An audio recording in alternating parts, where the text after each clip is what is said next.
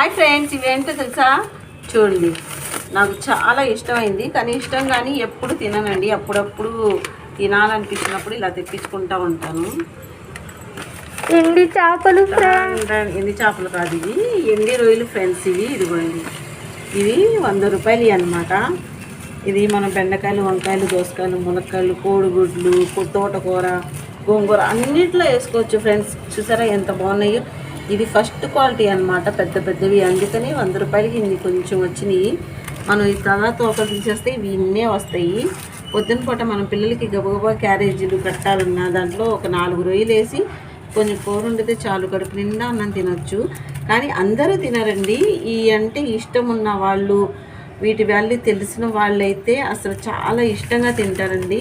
ఈ ముక్కలన్నీ ముద్ద దిగదంటారు కదా, అది మా పెద్దమ్మాయికి బెండకాయలు వేసి వండితే చాలా ఇష్టంగా తినేది అసలు. అందుకని నేను ప్రత్యేకంగా తెప్పించుకున్నాను. ఇవి చాలా నాళ్ళు ఏం చేశాను. ఇదిగోండి, ఇవి ఏం చేపలు ఇవి నాకు తెలీదు ఫ్రెండ్స్. ఇవి కానీ ఉప్పు చేపలు ఇవి. వాళ్ళు ఇచ్చేటప్పుడే అన్నారు తలా తోక ఇవన్నీ తీసేసి కొంచెం వేడి నీళ్ళు వేస్తే పులుసు అంతా వచ్చేస్తుంది అన్నారు. మా మమ్మీ అయితే అంతా క్లీన్ చేసి డబ్బాల్లో పెట్టేది. నాకు రాదు ఇది అసలు. అయితే ట్రై చేస్తాను, అప్పుడప్పుడు వండుకుని తింటే బాగుంటాయి. ఇవి మనం క్లీన్ చేసుకుని పెట్టేసుకుంటే ఎన్నాళ్ళైనా సరే ఉంటాయి. మనం ఫ్రిడ్జ్లో పక్కన పెట్టుకోవచ్చు, ఎలాంటి వాసన అయితే రాదు, డబ్బాలో పెడతాం కాబట్టి. ఇదిగోండి, బాగా తినేవాళ్ళైతే ఈ వారం 15 రోజులకే అయిపోతాయి ఫ్రెండ్స్. నేను ఒక్కదాన్నే తింటాను కాబట్టి ఈ ఎన్నాళ్ళు తింటానో, ఎన్ని వండుకుంటానో, ఎన్ని పడేసుకుంటానో నాకైతే తెలియదు. కానీ ఇప్పుడైతే ఇవి క్లీన్ చేసి పెడతాను. ఇంట్లో కిచెన్లో పెట్టిన దానికి మా చిన్నమ్మాయి అయితే ముందు తీసే అంటుంది. కానీ ఇవి చాలా రేట్ పెట్టి కొన్నాం కాబట్టి నేను తీసి పడేయలేను. ఇవి క్లీన్ చేసి పక్కన పెట్టుకుంటాను. క్లీన్ చేయడం కూడా ఎలాగో ఒకసారి మీకు చూపిస్తాను. అందరికీ తెలుసు అనుకుంటా, రొయ్యలు వలటం వచ్చు కాబట్టి ఇవైతే నాకు వచ్చు, చేపల గురించి కాదు. ఇదిగోండి,